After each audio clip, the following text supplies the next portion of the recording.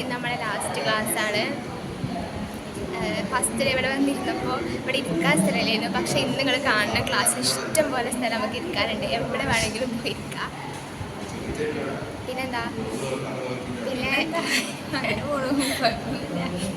നമ്മുടെ ലാസ്റ്റ് ക്ലാസ്സാണ്. നമ്മൾ ലാസ്റ്റാണ് ഈ ക്ലാസ്സിൽ ഇരിക്കാൻ വേണ്ടി പോണത്. സങ്കടമൊന്നുമില്ല, കാരണം എന്താ വെച്ചാൽ അടുത്ത വർഷം നമ്മൾ വേറെ ക്ലാസ്സിലാണെങ്കിലും ഇതേ ആൾക്കാരെ പണിയെടുക്കാൻ പോണത്. വരുന്നവർ ഒഴിവുള്ള സ്ഥലങ്ങളിൽ ഇരിക്കാറാണ് പതിവ്. പക്ഷേ എങ്കിൽ നമ്മൾ മാക്സിമം കിട്ടാൻ വേണ്ടി ശ്രമിക്കുന്ന ഒരു ബെഞ്ചാണ് ഈ സൈഡിലെ സെക്കൻഡ് ലാസ്റ്റ് ബെഞ്ച്. അവിടെ എല്ലാവരും കൂടി തിക്കി തിരക്കി ഇരിക്കുമ്പോൾ കിട്ടുന്ന ഫീല് വേറെ. എന്നാലും എല്ലാവരും ഒന്നും കൊള്ളൂല കേട്ടോ അവിടെ. Hi Jyoti, bye by.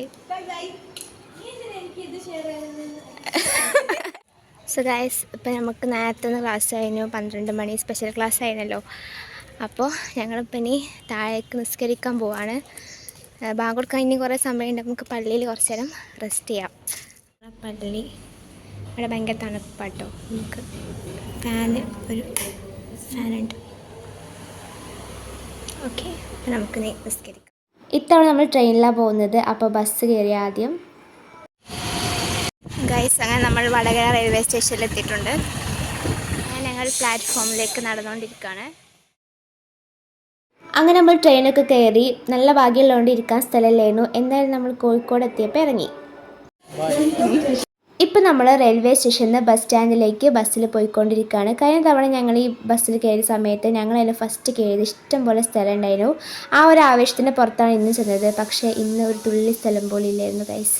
അമിതമായ പ്രതീക്ഷ മനുഷ്യരെ നിരാശരാക്കുന്നു. അങ്ങനെ ഷിഫിനോട് ടാറ്റ ബൈ ബൈ പറഞ്ഞ് ഞാൻ മലപ്പുറത്തേക്കുള്ള ബസ് കയറി. ഒരുപാട് നേരത്തെ യാത്രയ്ക്ക് ശേഷം മലപ്പുറത്തെത്തി. ഇനി അവിടുന്ന് നമ്മുടെ നാട്ടിലേക്ക് വീണ്ടും ബസ് കയറി. അങ്ങനെ നമ്മൾ നാട്ടിലെത്തിയിട്ടുണ്ട്. അപ്പോൾ ഉമ്മച്ചി ഇവിടെ നോമ്പ് തുറക്കാൻ ഇന്ന് ഉണ്ടാക്കിയിട്ടുള്ളത് ആലു പൂരി, പിന്നെ ബീഫ് കറി ഉണ്ടാക്കിയിട്ടുണ്ട്, പിന്നെ പത്തിരി ഉണ്ട്. പക്ഷെ ഞാൻ പത്തിരിയായിട്ട് കഴിച്ചത് ആലു പൂരിനേക്കാളും, കാരണം എനിക്ക് പത്തിരി വല്ലാതെ മിസ് ചെയ്യുന്നുണ്ടായിരുന്നു. പിന്നെ ഉമ്മച്ചി കുറച്ച് ലേറ്റായിട്ടാട്ടോ ചട്ടിപ്പത്തിരി ഉണ്ടാക്കുന്നത്. ഇത് മേലെ കുറച്ചും കൂടി ബ്രൗൺ കളറൊക്കെ ആവാണ്ടായിരുന്നു. പക്ഷേ സമയത്തിൻ്റെ ക്ഷാമം കൊണ്ട് നമ്മളിങ്ങനെ ചെയ്തു. പിന്നെ നാരങ്ങ വെള്ളമാണ്. നിങ്ങൾ വിചാരിക്കുന്നുണ്ടാവും ഞാൻ നോമ്പ് തുറക്കുമ്പോൾ എൻ്റെ വീട്ടിലുണ്ട് എപ്പോഴും നാരങ്ങ വെള്ളം എന്ന്.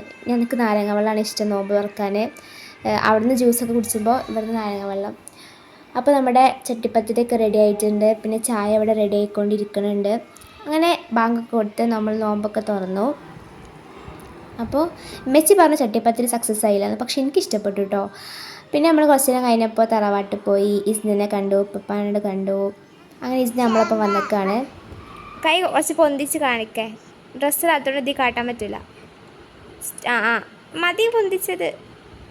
Stone paper കളിക്കേ.